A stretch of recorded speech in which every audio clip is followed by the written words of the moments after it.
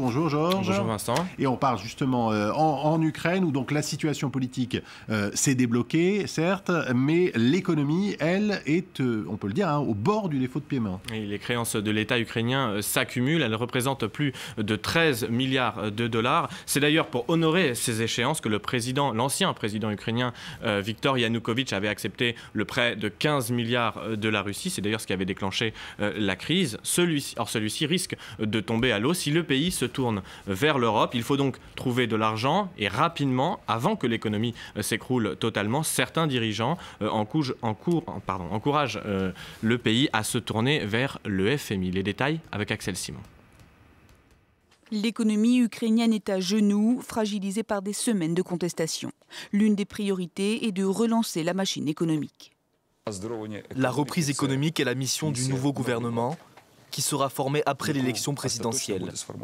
L'ambition du nouveau gouvernement est d'empêcher l'Ukraine de sombrer dans l'abîme. Et pour cause, le pays est au bord du défaut de paiement, les factures s'accumulent. L'État ukrainien doit honorer près de 10 milliards d'euros à court terme auprès de Gazprom, du FMI ou des marchés financiers.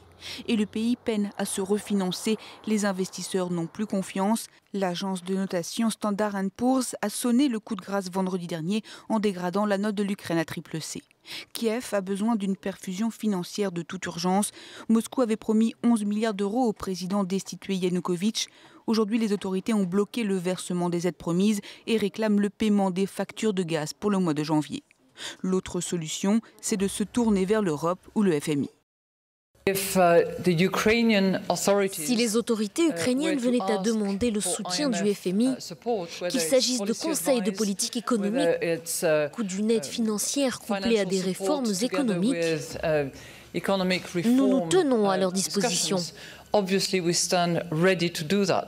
Mais une aide financière qui ne sera pas dépourvue de contrepartie, notamment des réformes d'inspiration libérale.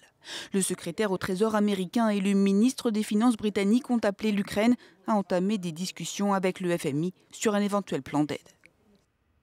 Direction Barcelone à présent, Georges, c'est le début aujourd'hui du congrès mondial sur la téléphonie mobile. Et cette année, la star du salon, ce sera Mark Zuckerberg, le jeune fondateur de Facebook, vient de racheter l'application de messagerie mobile WhatsApp pour 19 milliards de dollars, un record et un signe qui montre que l'argent coule à flot dans le mobile, notamment dans les objets connectés. Écoutez. Parmi les évolutions les plus attendues dans l'industrie du téléphone mobile, il y a la multiplication des gadgets de plus en plus utiles. On utilise aujourd'hui nos tablettes et nos portables, mais bientôt nous utiliserons des montres et nos mobiles seront reliés à toutes sortes de choses, comme des vêtements, etc.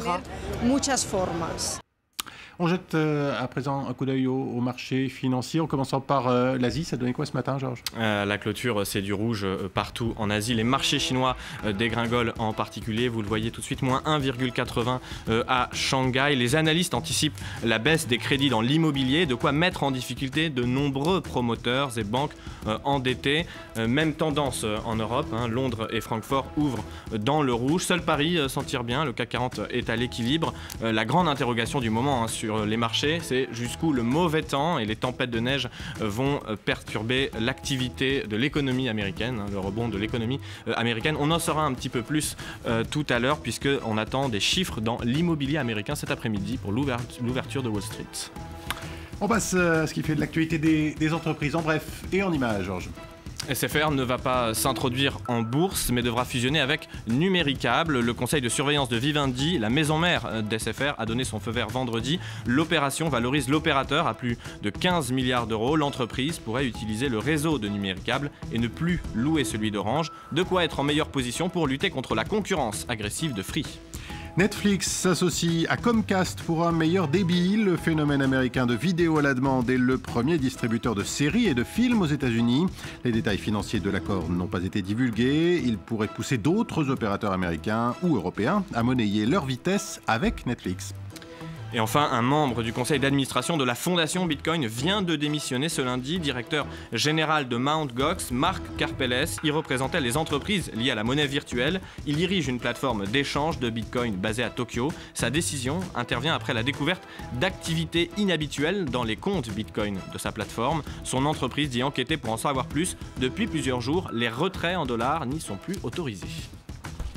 Et on termine cette page d'économie, Georges, avec cette plainte, une plainte contre la chanteuse Nicki Minaj. Oui, c'est son créateur de perruques qui l'attaque. Terence Davidson a grandement contribué à son succès puisqu'elle est notamment connue pour ses coiffures flamboyantes. Alors, il accuse Nicki Minaj de vendre des perruques qu'il a créées, de n'avoir pas tenu ses promesses. Il devait créer une émission de télé-réalité et des collections de perruques ensemble. Il demande, tenez-vous bien, 30 millions de dollars de compensation.